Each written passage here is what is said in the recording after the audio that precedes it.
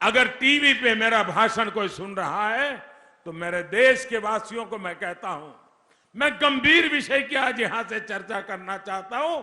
आप भी मेरी बात को गौर से सुनिए। मेरे देशवासियों, मैं विस्तार से आज आपको एक बात बताना चाहता हूं। ये ऐसा विषय है जिससे सिर्फ यूपी ही नहीं बल्कि पूरा देश प्रभावित होता है। ये विषय है आतंकवाद।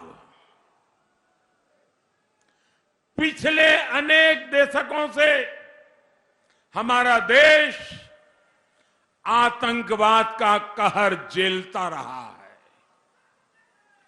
जिहादी संगठनों की कुदृष्टि हमारी धरती, हमारी संस्कृति और हम लोगों के पर लगातार वो कुदृष्टि रही है। और आप सभी जानते हैं कि जब आतंकी हमला होता है, आतंकवाद बढ़ता है, तो इसका सबसे ज्यादा नुकसान गरीब को, मध्यम वर्ग को, उन्हीं को उठाना पड़ता है, उन्हीं को निभाना पड़ता है। जब आतंकी हमला होता है तो सामान्य मानवी की जिंदगी प्रभावित होती है, व्यापार कारोबार प्रभावित होता है, पर्यटन ठप पड़ जाता है। आपको याद होगा, एक समय था जब हर कुछ सप्ताह के बाद देश में बड़े बड़े बम धमाके होते थे, सीरियल ब्लास्ट होते थे। कभी मुंबई में बम फूटता था तो कुछ दिनों के बाद दिल्ली में बम फूटता था, थोड़े दिनों के बाद जयपुर में बम फूटता था, फिर थोड़े दिन के बाद बेंगलुरु में बम फूटता था, फिर थोड़े दिन के बाद हैदराबाद में बम फूटता था, कभी गुवाहाटी में बम फूटता था, कभी लुधियाना, कभी अगरतला, कभी इंफाल।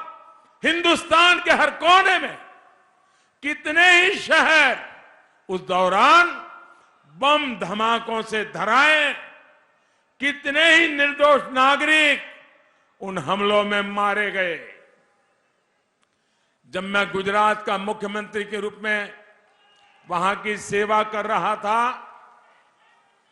तो उस दौरान अहमदाबाद में भी सीरियल बम धमाके हुए थे और उनका षड्यंत्र तो और शहरों में भी था।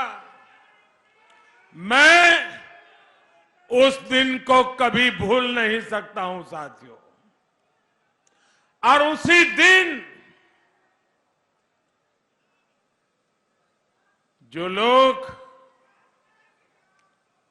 इन धमाकों में मारे गए थे, धरती खून से लाल हो चुकी थी। माताएं बहनें के आंसू रुकते नहीं थे। मैंने उस रक्त से गीली हुई इस मिट्टी को उठा करके मैंने संकल्प लिया था कि मेरी सरकार इन आतंकवादियों को पाताल से भी खोज करके सजा देगी।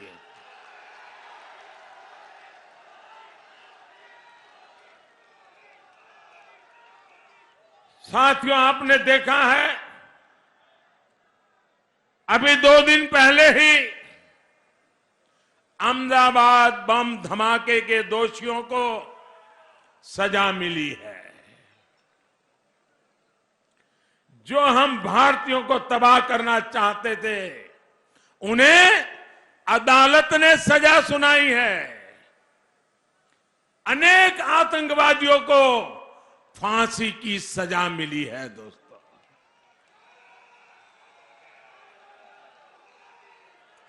आज मैं विशेष तौर पर इसका जिक्र इसलिए कर रहा हूं क्योंकि कुछ राजनीतिक दल ऐसे ही आतंकवादियों के प्रति मेहरबान रहे हैं।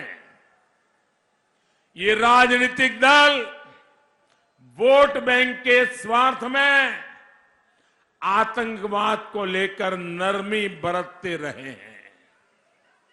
ये देश की सुरक्षा के लिए बहुत खतरे की बात है। इसलिए हर देशवासी को इसके बारे में जानना जरूर चाहिए। साथियों, और ये गुजरात में बम धमाके हुए,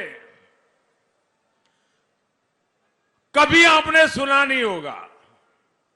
इस बम धमाके कैसे धमाके किए गए थे? 2 प्रकार से किए गए। पहले शहर में एक साथ 50-60 जगह पे धमाके, और उसके 2 घंटे के बाद अस्पताल में एक गाड़ी रखी थी, उसमें बड़ा धमाका, ताकि इन लोगों को जब अस्पताल लेके आए, उनके रिश्तेदार आए, अफसर आए, नेता आए, तब वो कार धमाका करे। अस्पताल के अंदर शायद ही पहली बार आतंकवादियों ने धमाका किया होगा। वहां भी काफी लोग मारे गए। लेकिन इन्होंने क्या किया साथियों? इन्होंने क्या किया? यहां समाजवादी पार्टी का जो चुनाव सिंबल है ना, उनका चुनाव का निशान है ना, तो शुरू में जो बम धमाके हुए, वो सारे के सारे बम धमाके उन्होंने बम साइकिल पे रखे हुए थे। अब देखिए, साइकिल पे बम रखे हुए थे, और जहां लोग सब्जी वगैरह खरीदने के लिए आते हैं, वहीं साइकिल पार्क करके चले गए थे। और एक समय चारों तरफ ये साइकिलों पर रखे हुए बम धमाके फूटे। मैं हैरान हूं, ये साइकिल को उन्होंने क्यों पसंद किया?